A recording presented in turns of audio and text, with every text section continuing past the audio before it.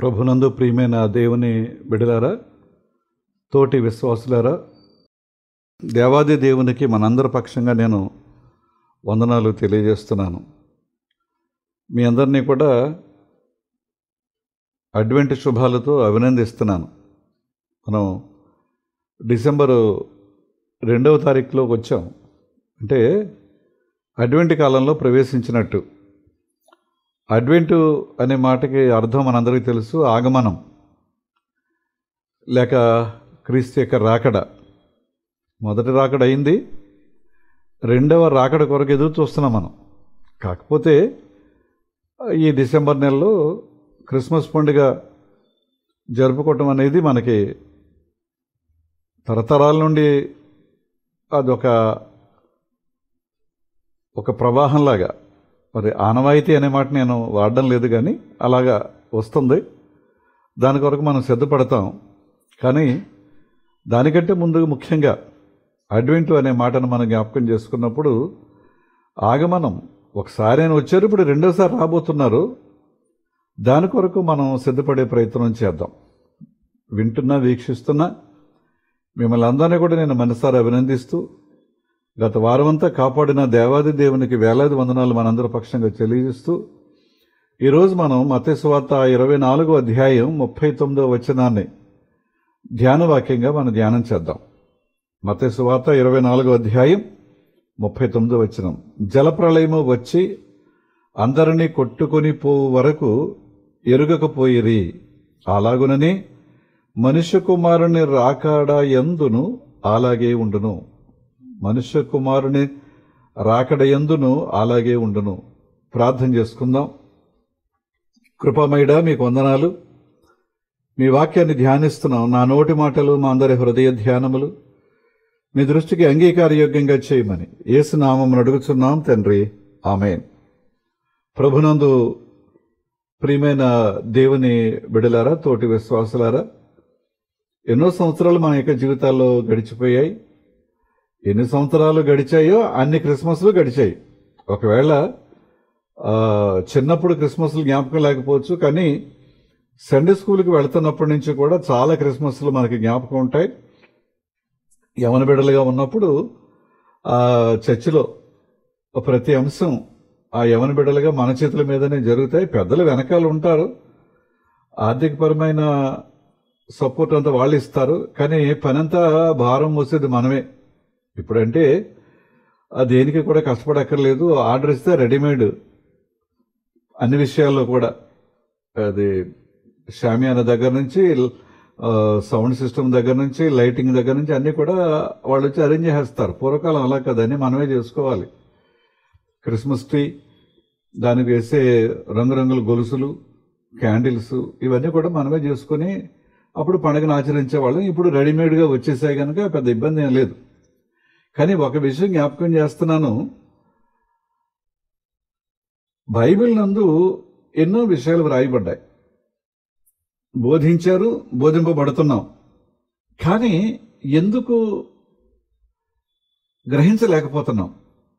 ఒక క్రైస్తవుడిగా, క్రైస్తవురాలిగా మనం ఎందుకు గ్రహించలేకపోతున్నాం అనే దాని మీద కొంచెం మనసు పెడితే బాగుంటుందని నేను అనుకుంటున్నాను. ప్రియులారా, జలప్రళయము వచ్చు వరకు అందరినీ, అది వచ్చి కొట్టుకుపోనే వరకు వారు ఎరగకపోయేది. దానికి అర్థం ఉంది. కారణం ఏంటంటే అప్పటి వరకు వర్షం లేదు, అసలు వర్షమే లేదు. అలాగని భూమి మీద పంట లేదా అంటే పంటలు ఉన్నాయి, చెట్లు, ఫలాలు, వృక్షాలు, అడవులు, అరణ్యాలు ఇవన్నీ ఉన్నాయి, కానీ వర్షం లేదు. మరి ఎలాగా అంటే మంచు కురుస్తూ ఉండేది, ఆ మంచుతోనే ఇవన్నీ జరుగుతూ ఉండేవి. ఇప్పుడున్నంత పాపులేషన్ అప్పుడు లేదు కదండి, జనాభా అంత లేదు. ఉన్నవారికి సరిపడిగా కావలసినవన్నీ కూడా దేవుడు ఆ మంచు ద్వారా సమకూరుస్తూ ఉండేవాడు. కనుక నోవహు చెప్పిన మాట ఎవరో గ్రహించలేకపోయారు. జలప్రళయం వస్తుంది, దాని కొరకు వాడ సిద్ధపరుస్తున్నాం, మీరందరూ కూడా వాళ్ళలోనికి వచ్చేస్తే క్షేమంగా ఉంటారు, సజీవులుగా ఉంటారని నోవహు చెప్తూ వచ్చాడు. ఒకరోజు 2 రోజులు కాదండి, 1కి 10 సార్లు కాదు, 120 సంవత్సరాల వాడ నిర్మాణం జరిగింది. జరుగుతున్నటువంటి ఇన్ని సంవత్సరాలు కూడా ఆయన చెబుతూనే వచ్చాడు. ఎవరికీ బురకెక్కలేదు ఆ మాటలు. 8 మంది తప్ప మిగతా ప్రపంచ జనాభా అంతా కూడా ఆ జలప్రళయంలో లయమైపోయారు. 8 మంది మాత్రమే రక్షించబడ్డారు. కానీ ఇప్పుడు మన దినాలు మనం జ్ఞాపకం చేసుకున్నప్పుడు ప్రతి దినం ప్రతి క్షణం చెప్పబడుతుంది, ప్రతి భాషలో చెప్పబడుతుంది. వినడం లేదు, అలాగని వినేవారిని బోధించే వారిని కూడా చిత్రహింసలు పెడుతున్నారు, క్రూరంగా చంపేస్తున్నారు. ఇప్పుడు జరుగుతున్నటువంటి పరిస్థితి మీకు నేను జ్ఞాపకం చేస్తున్నాను. జలప్రళయం వచ్చి అందరినీ కొట్టుకొని పోవు వరకు ఎరగక ఎండిరి, అలాగనే మనుష్య కుమారుని రాకడ యందు అలాగే ఉందరు. ఈరోజు మనం వినే వాక్యానికి సిద్ధమేనా అనే ఒక చిన్న క్యాప్షన్ పెట్టుకుందాం. సిద్ధమేనా అనేటువంటి చిన్న క్యాప్షన్ పెట్టుకుని ఈ వాక్యాన్ని ధ్యానించే ప్రయత్నం మనం చేద్దాం. ప్రియులారా, మనుషుల్లో 2 రకాల బిల్డర్స్ని మనం చూస్తాం, 2 రకాల నిర్మాణకులను చూస్తాం. ఒకరోజు నేను బీచ్కి వెళ్ళాను, కాసేపు కూర్చుందాం కదా అని కూర్చుంటే ఒక చిన్న అబ్బాయి వాళ్ళ తాతగారితోనో ఫ్యామిలీతోనో వచ్చాడు. వాళ్ళు కూడా నాలాగే తీరుబడిగా బీచ్లో కూర్చున్నారు. ఆ బాబు ఏం చేస్తున్నాడంటే ఆ బీచ్లో చాలాసేపు అటు ఇటు కొంచెం అటు ఇటు పరిగెడుతూ తిరుగుతూ ఏవేవో పోగు చేస్తున్నాడు. ఏంటి అంటే ఈ ఐస్ క్రీమ్ తినడానికి చిన్న చెక్కతో చేసిన స్పూన్ లాంటివి ఉంటాయి కదండి, అవన్నీ అన్ని పోగు చేశాడు. మొత్తం మీద వచ్చాడు, కూర్చున్నాడు. తను కూడా ఓ ప్లాస్టిక్ బకెట్, మనం తాపీ లాంటిది ఒకటి, అన్నం వడ్డించుకునే హస్తం లాంటిది ఒకటి, ఇవన్నీ మార్కెట్లో అమ్ముతారు బీచ్లో ఆడుకోవడానికి. అవన్నీ తెచ్చుకున్నాడు. చాలా కష్టపడి ఒక కోట నిర్మించాడు.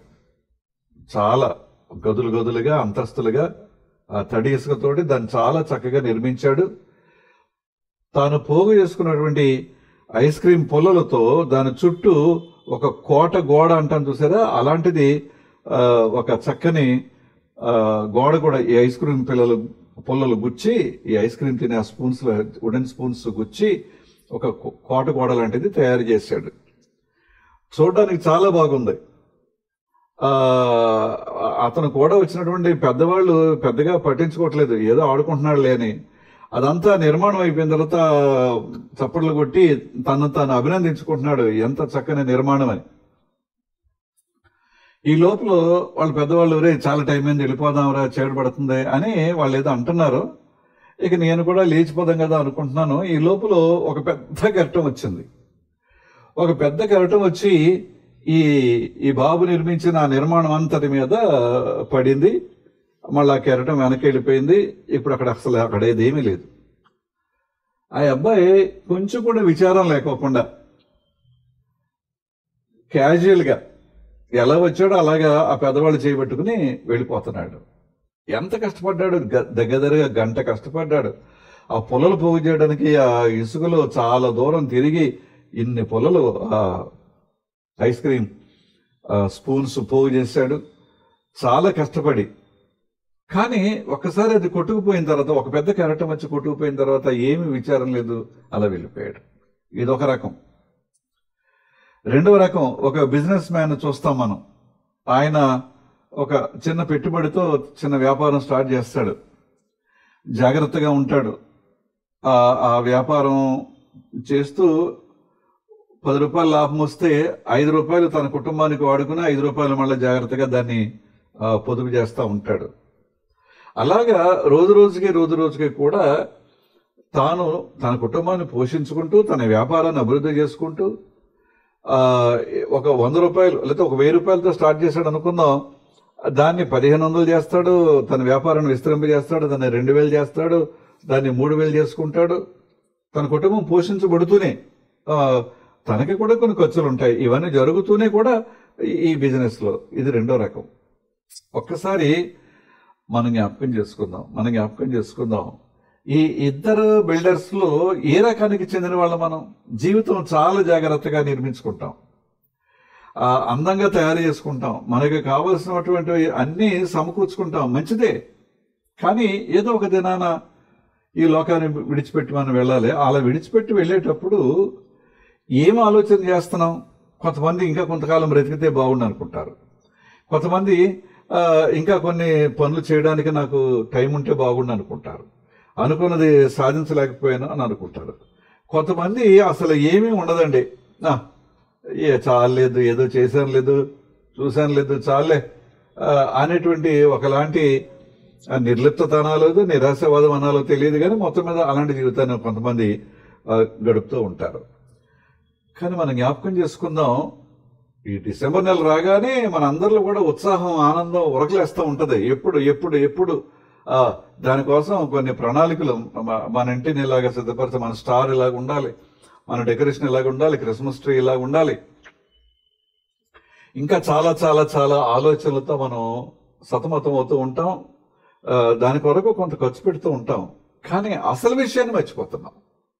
ఇదంతా మొదటి రాకడలో జరిగిన సంఘటన, సంభవించిన సంభవం. కానీ ఇప్పుడు రెండవ రాకడ కొరకు మనం ఎదురు చూస్తున్నప్పుడు ఎలాంటి సిద్ధపాటు మనం కలిగి ఉన్నాం? అందుకనే మత్తయి సువార్త 24వ అధ్యాయం 39వ వచనం చదువుకున్నాం. ఇప్పుడు 36వ వచనం ఒక అడుగు వెనక్కి వెళుతున్నాను. అయితే ఆ దినమును గూర్చియు ఆ గడియను గూర్చియు తండ్రి మాత్రమే ఎరుగును. ఏ దినం, ఏ గడియ, రెండవ రాకడ అనేటువంటి ఆ రోజు ఎప్పుడు సంభవిస్తుందో అనేటువంటి ఆ గడియను గురించి తండ్రి మాత్రమే ఎరుగును. గాని ఏ మనుషుడును పరలోకమందలి దూతలైనను కుమారుడైనను ఎరగడు. అంటే పరలోకంలో ఉండేటువంటి దూతలకు కానీ, లేకపోతే మానవులుగా మనకు కానీ, లేకపోతే ప్రభువారికి కూడా తెలియదటండి ఈ విషయం. ఆ రెండవ రాకడ ఎప్పుడు, ఆయన ఎప్పుడో చెప్తారు, ఆ ప్రకారంగా అది జరిగిపోతుంది. ఆ జరగడానికి టైం ఎంత అంటే ఒక రెప్పపాటు. వీటన్నిటి గురించి చాలా సిద్ధపడతాం. మన జీవితాలు, మన కుటుంబాలు, మన భవిష్యత్తు, బిడ్డలు, వారి యొక్క భవిష్యత్తు, దీనికోసం చాలా సిద్ధపాటు ఉంటుంది, శ్రమ ఉంటుంది, కష్టం ఉంటుంది.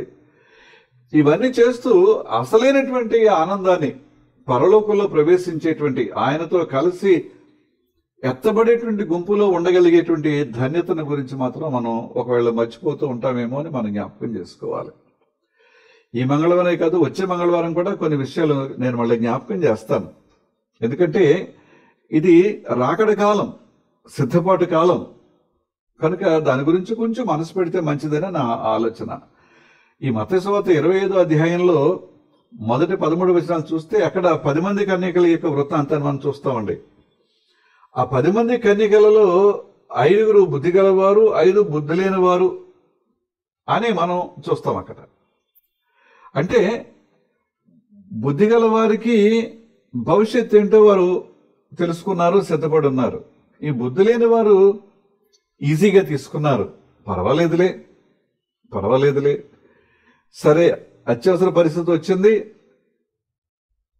ఆయిల్ వారి దగ్గర నూనె లేదు, ఆ మిగతా 5 అడిగారు, వారు మీకు సరిపోదండి, మాకు సరిపోతుంది, మరి ఏమనుకోవద్దండి అంటే, వీరు కొనబోవుచుండగా అనేవాటి బైబిల్లో చూస్తాం. కొనబోవుచుండగా ఇంకా వెళ్ళలేదు, వెళదాం అనుకుంటున్నారు, కొందాం అనుకుంటున్నారు, సిద్ధపడదాం అనుకుంటున్నారు, దేవుని గురించినటువంటి ఆలోచన చేద్దాం అనుకుంటున్నారు, బైబిల్ ధ్యానం చేద్దాం అనుకుంటున్నారు. కానీ ఈ లోపల పెండు కుమారుడు రావటం, ఈ 5 తీసుకుని వెళ్ళటం, తలుపు వేయబడటం, రెప్పపాటులో ఒక లిప్త కాలంలో మొత్తం అన్ని జరిగిపోవటం చూస్తున్నాం. అలాగే 14 నుంచి 30 వచనాలు చూస్తే తలాంతుల గురించి మనం చూస్తామండి.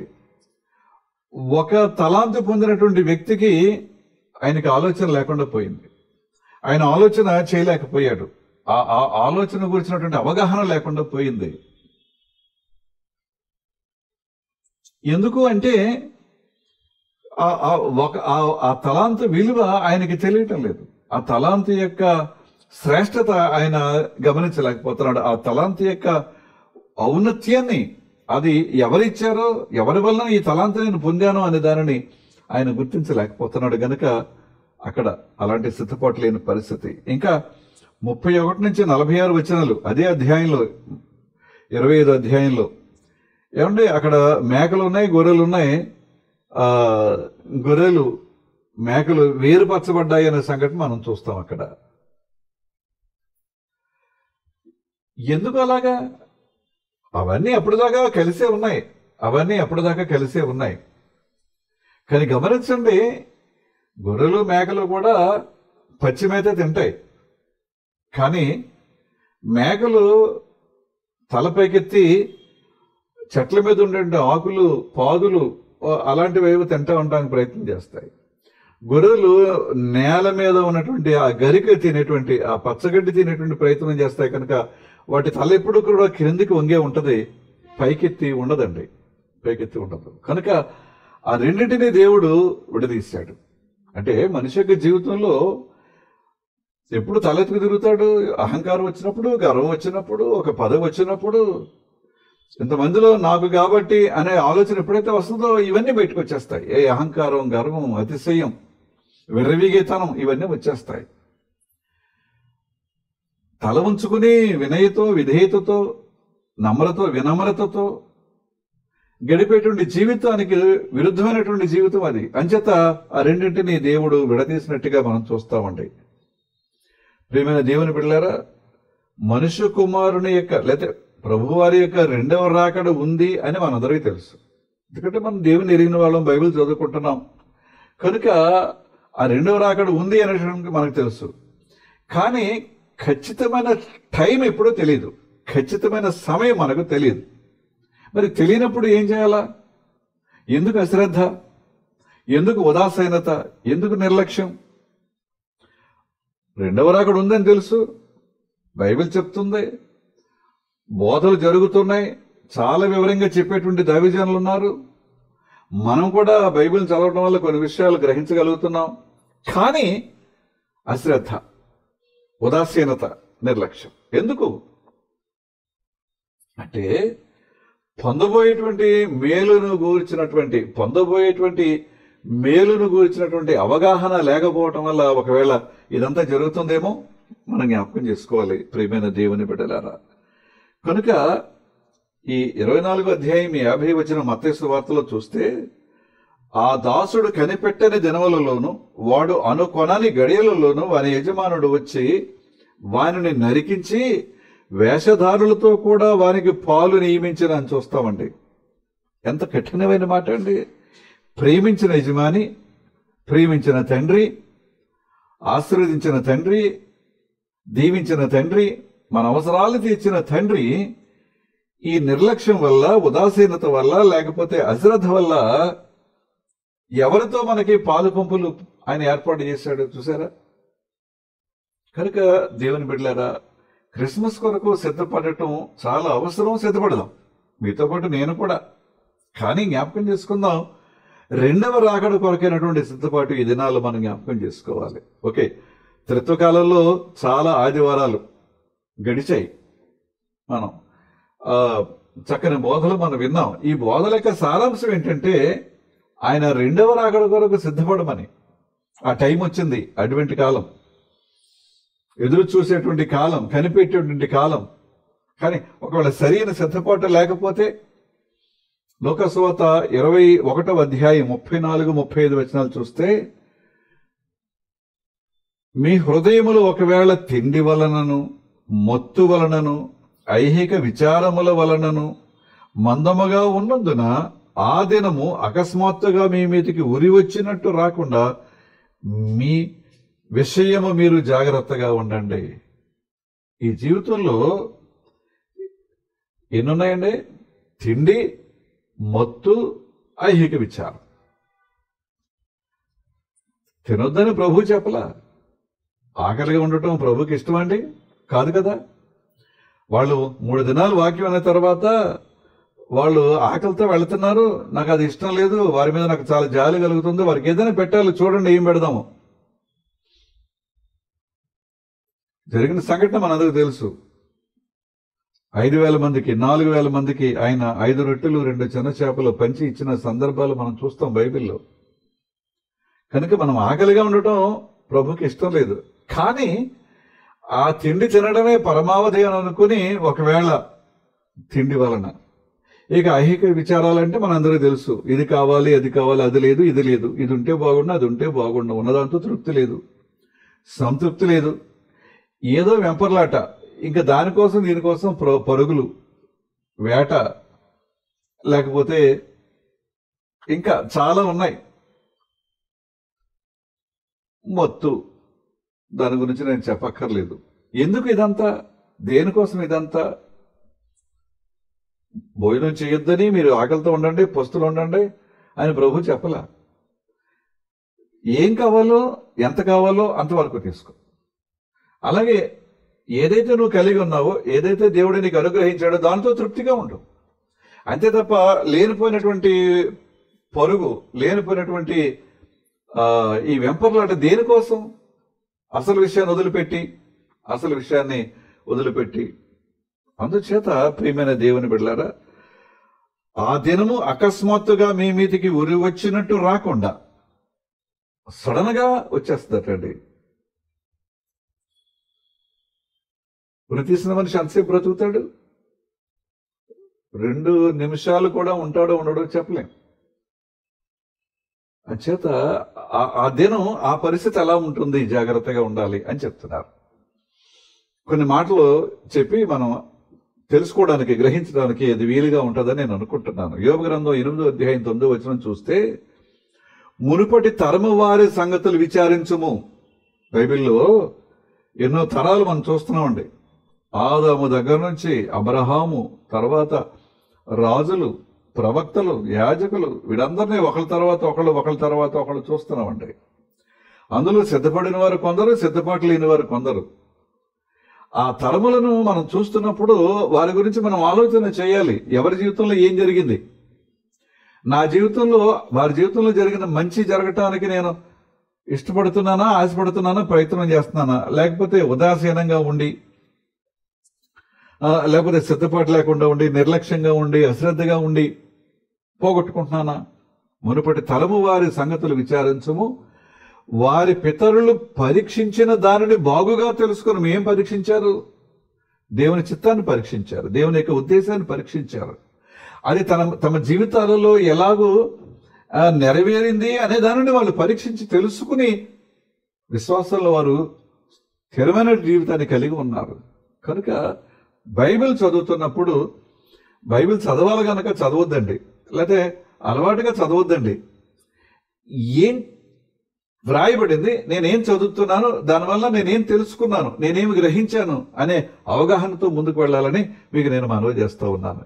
ఎందుకంటే ప్రసంగి గ్రంథం 8వ అధ్యాయం 7వ వచనం చూస్తే, సంభవింపబోవునది నరులకు తెలియదు. ప్రసంగి 8:7, సంభవింపబోవునది నరులకు తెలియదు. చాలా మంది ఉండొచ్చండి, రేపేం జరుగుద్దో చెప్తామనేటువంటి వారు చాలా మంది ఉంటారు. కానీ వారికి తెలీదు, చెప్తారంతే. వినేవాళ్ళు ఉన్నారు కనుక వాళ్ళు చెప్తారు. వారి గురించి వాళ్ళకి తెలుసా రేపేం జరుగుద్దో? సంభవింపబోవునది నరులకు తెలియదు. అది ఎలాగూ సంభవించునో వారికి తెలియజేయ వారెవరు? నరులకు తెలియదు, కానీ దేవుని బిడ్డగా మనకు తెలుసు. ఆయన చెప్తున్నారు మనకి ఏం జరుగుద్దో, ఏం జరగబోతుందో ఆయన చెప్తున్నారు. ప్రియమైన దేవుని బిడ్డలారా, ప్రకటన గ్రంథం మనం చదువుతూ ఉంటే అదంతా కూడా జరిగిపోయినట్టుగా వ్రాయబడింది, కానీ అది రేపొద్దున జరగబోయేటువంటి సంగతులు. కొన్ని జరిగాయి, ఇంకా జరగబోయేవి చాలా ఉన్నాయి. ప్రకటన గ్రంథం జాగ్రత్తగా మనం ధ్యానం చేస్తే ఈ విషయాలన్నీ మనం తెలుసుకోగలుగుతాం.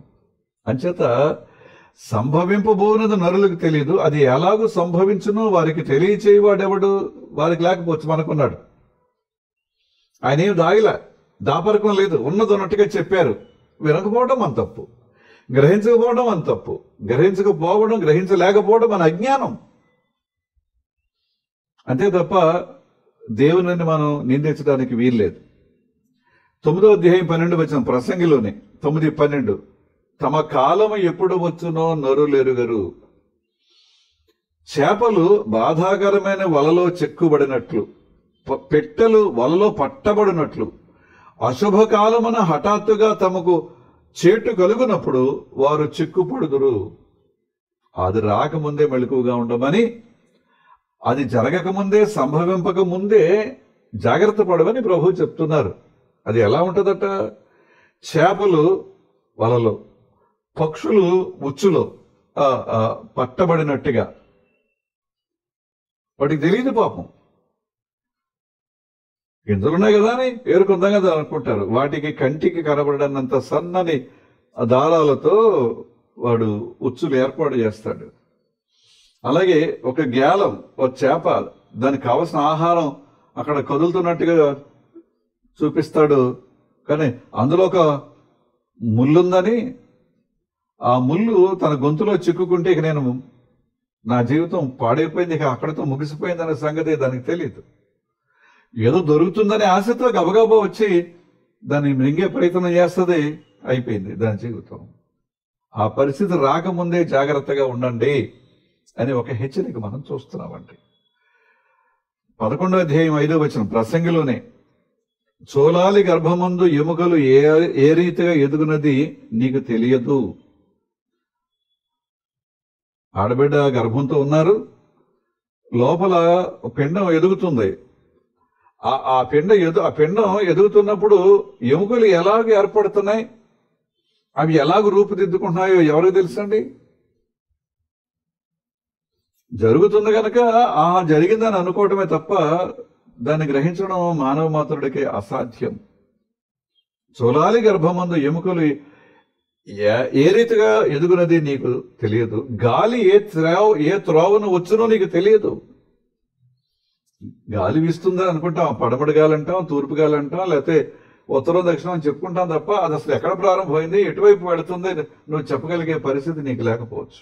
అలాగుననే సమస్తము జరిగించు దేవుని క్రియలను నీ వెరుగవు. దేవుని క్రియలు తెలుసుకోవడం ఎవరి వల్ల అవుతుందండి? ఎవరి వల్ల అవుతుంది? 120 సంవత్సరాలు టైం ఇచ్చి ప్రతిరోజు అడిగిన వారికి చూచేవారికి అందరికీ చెప్తూనే వచ్చాడు, జలప్రళయం రాబోతోంది, జలప్రళయం రాబోతోంది. 120 సంవత్సరాలు ఓడ నిర్మాణం జరిగింది అంటే అది ఎంత పెద్ద ఓడండి, ఎంత పెద్ద ఓడ అయి ఉంటుంది. ఎందుకంటే సమస్త జంతువులను, నేలను ప్రాకటి పురుగులు, ఆకాశంలో విహరించేటువంటి పక్షులు జతలుగా అందులో పెట్టమన్నాడు. ఒకదాని ఆహారం మరొక దాన్ని కాదు, దేని ఆహారం దాందే. ఆ ఆహారం ఎంత కాలానికి సరిపడగా అందులో దాయాలి, దానికి ఎన్ని గదులు కావాలి, ఒకవేళ ఋతుక్రమంలో ఈ జంతువులకు పిల్లలు పుడితే వాటికి ఎంత స్థలం ఉండాలి మనం ఊహించమండి. కానీ అదంతా జరుగుతున్నప్పుడు ఇంత ప్రణాళిక దేవుడు ముందు పెట్టినప్పుడు ఎందుకు గ్రహించలేకపోయావు? జలప్రళయం వచ్చి అందరినీ కొట్టుకుని పోయే వరకు ఎరగకపోయిరి 120 సంవత్సరాలు. అలాగుననే మనుష్య కుమారుని రాకడ యందును అలాగే ఉండును. జాగ్రత్త, దేవుడు మనకు అవకాశం ఇచ్చాడు. క్రిస్మస్ కొరకు సిద్ధపడదాం, మంచిది, అభినందిస్తున్నాను మిమ్మల్ని. సిద్ధపడదాం, ప్రయత్నం చేద్దాం. దానికంటే ముఖ్యంగా ఆయన యొక్క రాకడ ఉంది, దాని కొరకు మనం సిద్ధపడదాం, మన జీవితాలు సరి చేసుకుందాం, దిద్దుకుందాం. ఆయన వచ్చినప్పుడు రెప్పపాటులో, ఒక లిప్త కాలంలో ఆయనతో పాటు ఎత్తబడటానికి తగిన సిద్ధపాటు కలిగి ఉందాం. అటు నడిపింపు పరిశుద్ధాత్మ దేవుడు మనకు అనుగ్రహించును గాక. ఆమేన్. ప్రార్థన చేసుకుందాం. కృపగలిగిన మా తండ్రి, దయగలిగిన మా ప్రభువా, జీవవాక్య ధ్యానాల ద్వారా మాతో మాట్లాడుతున్నందుకు మీకు వందనాలు. మీ స్వరాన్ని మాకు వినిపిస్తున్నందుకు మీకు వందనాలు. ఈ దినం మీరు మాకు ఇచ్చిన వాక్యం కొరకే వందనాలు నాయన. క్రిస్మస్ సీజన్లో మేము ప్రవేశించాం, దాని కొరకు రకరకాల సిద్ధపాట్లు సంఘపరంగా, కుటుంబ పరంగా మేము కలిగి ఉంటున్నాం, కలిగి ఉండే ప్రయత్నం చేస్తున్నాం, మంచిదే. కానీ ఇది రెండవ రాకడ కాలం నాయన. మొదటి రాకడలో మీరు వచ్చారు, ఆ వచ్చిన సంఘటన మేము జ్ఞాపకం చేసుకోవడం మాకు ఆశీర్వాదమే. కానీ రెండవ రాకడ ఎప్పుడో మాకు తెలియదు. దాని కొరకు సిద్ధపడమని మీరు మమ్మల్ని హెచ్చరిస్తున్నారు, గద్దిస్తున్నారు, టైం ఇచ్చారు. ఒకవేళ నిర్లక్ష్యంగా ఉంటే, అశ్రద్ధగా ఉంటే, నిర్లిప్తతతో ఉంటే మీరు ఇచ్చిన అవకాశాన్ని మేము పోగొట్టుకుంటామేమో. 5 మంది బుద్ధి లేని కన్యకల వలె, లేకపోతే ఒక తలాంతును దాచిపెట్టినటువంటి వ్యక్తి వలె నాయన, అప్పుడు దాకా కలుసుకున్నటువంటి గొర్రెలు మేకల వలె జాగ్రత్తగా ఉండడానికి సహాయం చేయండి. వింటున్న, వీక్షిస్తున్న మా ప్రియులు, వారి కుటుంబాన్ని దీవించి ఆశీర్వదించండి నాయన. మీ కృపాక్షేమంతో నింపండి నాయన. జీవితాన్ని చాలా తేలికగా ఏదో జరిగిందిలే, అది అంతేలే అని అనుకుని వెళ్ళిపోవటమా, లేకపోతే ఒకరోజు ఒక మంచి వ్యాపారిలాగా ఆ వ్యాపారంలో దినదినం అభివృద్ధి చెందుతూ ఒక గొప్ప జీవితాన్ని కలిగి ఉన్నటువంటి ఆ మంచి వ్యాపారం లాంటి జీవితాన్ని కలిగి ఉంటున్నామో ఆలోచించుకోవడానికి కృప దయచేయి. మా ప్రియుల ఉద్యోగాలు, వృత్తి, వ్యాపారం, వ్యవసాయం అన్ని రంగాల్లో తోడుగా నడిపించండి. బిడ్డలకు చదువులు సహాయం చేయండి. తెలుగుతో, జ్ఞానంతో, జ్ఞాపశక్తితో నింపండి. విదేశాల్లో ఉండి బిడ్డల కుటుంబాలను కూడా దీవించున్నాయి. బలహీనులు, అనారోగ్యంతో ఉన్నవారు ఉన్నారు. మరి ముఖ్యంగా ఈ చలి దినాల్లో కొంతమంది రకరకాల ఇబ్బందులు పడుతున్నారు నాయన. కొంతమంది జ్వరాలతో, ఆయాసంతో, ఇంకా రకరకాల శారీరకమైనటువంటి రుగ్మతలు నాయన, కొంతమంది డిప్రెషన్లో కూడా వెళ్తున్నారు తండ్రి. ఇవన్నీ మేము చెప్పకుండానే మీరు ఎరుగుదురు. వారందరికీ తగిన ఉపశమనం దయచేయండి, స్వస్థత మీరు దయచేయండి. నిరాశలో, నిస్పృహలో ఏ కుటుంబం లేకుండా చేయండి నాయన. ఈ సంవత్సరం మేము క్రిస్మస్ జరుపుకోలేము అనేటువంటి పరిస్థితుల్లో ఉన్నవారు కూడా ఉన్నారు నాయన. వారిని కూడా ధైర్యపరచండి, బలపరచండి నాయన. కుటుంబ పరంగా, వ్యక్తిగతంగా, సంఘపరంగా కూడా మంచి సిద్ధపాటు మాకు దయచేయమని ప్రార్థన చేస్తూ,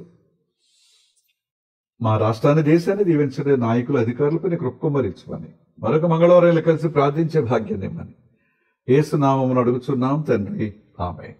పరలోకమందున్న మా తండ్రి, మీ నామం పరిశుద్ధపరచబడును గాక, మీ రాజ్యం వచ్చును గాక, మీ చిత్తం పరలోకమందు నెరవేర్చునట్లు భూమి అందు నెరవేరును గాక. మన దినాహారం నేడు మాకు దయచేయి. మడల అపరాధం చేసిన వారు మేము క్షమించిన ప్రకారం అపరాధములు క్షమించము. శోధనలను తేక కీడు నుండి తప్పించము. రాజ్యము, శక్తి, మహిమ నిరంతరము నీవే ఉన్నావు తండ్రి, ఆమేన్. మన తండ్రి అయిన దేవుని నుండి, ప్రభు అయిన క్రీస్తు నుండి, పరిశుద్ధాత్మ నుండి కృపయ సమాధానమే కలుగును గాక, ఆమేన్. మరొక మంగళవారం కలుసుకుందాం. అంతవరకు సెలవు.